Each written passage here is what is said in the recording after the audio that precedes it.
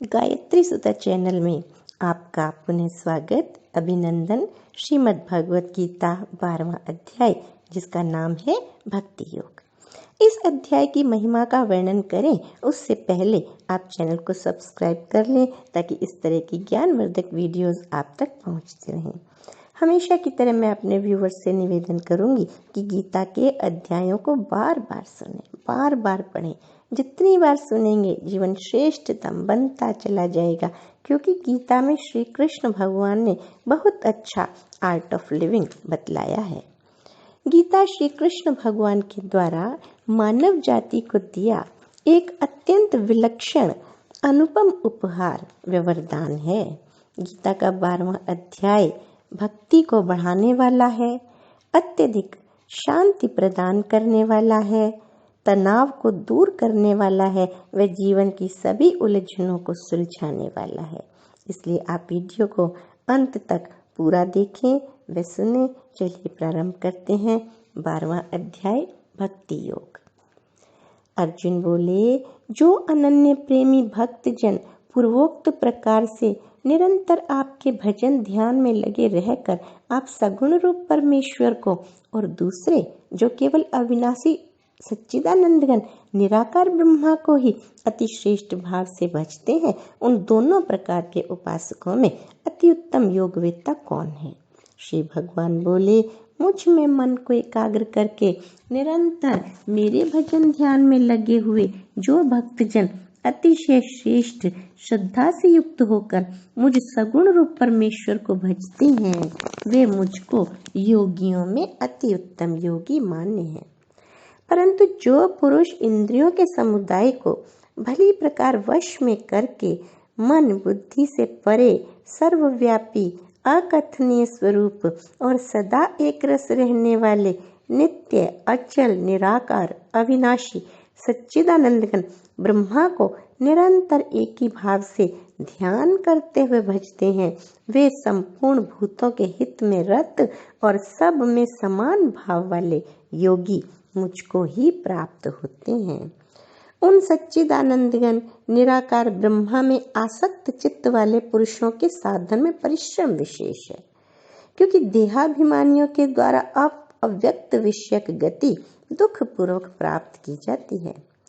परंतु जो मेरे परायण रहने वाले भक्तजन संपूर्ण कर्मों को मुझ में अर्पण करके मुझ सगुण रूप परमेश्वर को ही अनन्य भक्ति योग से निरंतर चिंतन करते हुए भजते हैं, हे अर्जुन, उन मुझ में चित्त लगाने वाले प्रेमी भक्तों का मैं शीघ्र ही मृत्यु रूप संसार समुद्र से उद्धार करने वाला होता हूँ। मुझ में मन को लगा और मुझ में ही बुद्धि को लगा, इसके उपरांत तू मुझ में ही निवास करेगा, इसमें कुछ भी संशय नहीं है। यदि तू मन को मुझ में अचल स्थापन करने के लिए समर्थ नहीं है, तो हे अर्जुन, अभ्यास रूप योग के द्वारा मुझको प्राप्त होने के लिए इच्छा कर। यदि तू उपयुक्त अभ्यास में भी असमर्थ है, तो केवल मेरे लिए कर्म करने के ही परायण हो जा। इस प्रकार मेरे निमित्त कर्मों को करता हुआ भी मेरी प्राप्ति रूप सिद्धि को ही प्राप्त होगा। यदि मेरी प्राप्ति रूप योग के आश्रित होकर उपयुक्त साधन को करने में भी तू असमर्थ है, तो मन बुद्धि आदि पर विजय प्राप्त करने वाला होकर सब कर्मों के फल का त्याग कर। मर्म को न जानकर किए हुए अभ्यास से ज्ञान श्रेष्ठ है, ज्ञान से मुझ परमेश्वर के स्वरूप का ध्यान श्रेष्ठ है, और ध्यान से भी सब कर्मों के फल का त्याग श्रेष्ठ है, क्योंकि त्याग से तत्काल ही परम शांति होती है।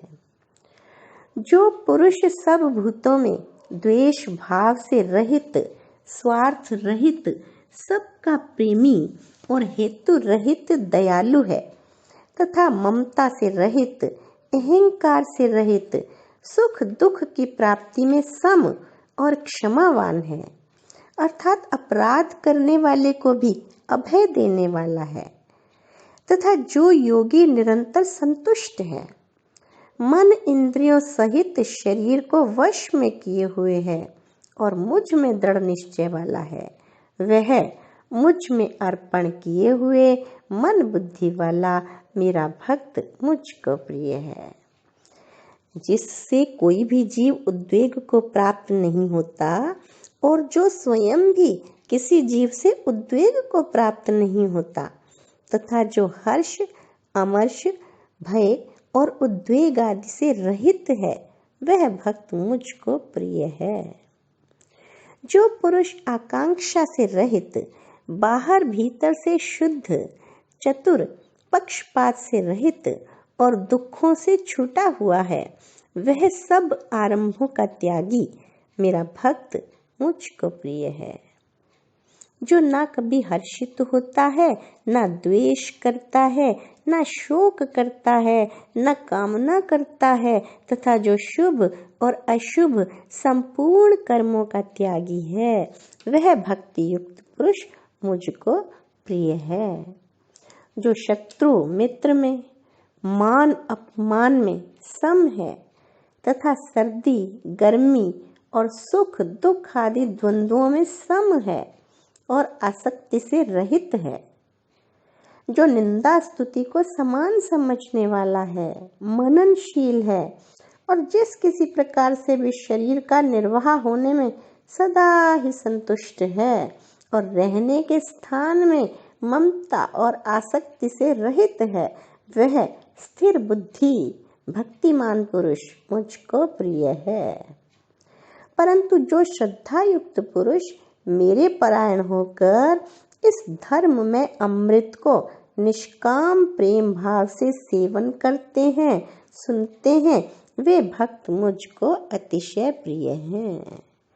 श्रीमद् भगवद गीता 12वां अध्याय भक्ति योग। ओम नमो भगवते वासुदेवाय। ओम नमो भगवते वासुदेवाय। ओम नमो भगवते वासुदेवाय। श्री कृष्ण गोविंद हरे मुरारी, हे नाथ नारायण वासुदेवा। श्री कृष्ण गोविंद हरे मुरारी, हे नाथ नारायण वासुदेवा। श्री कृष्ण भगवान की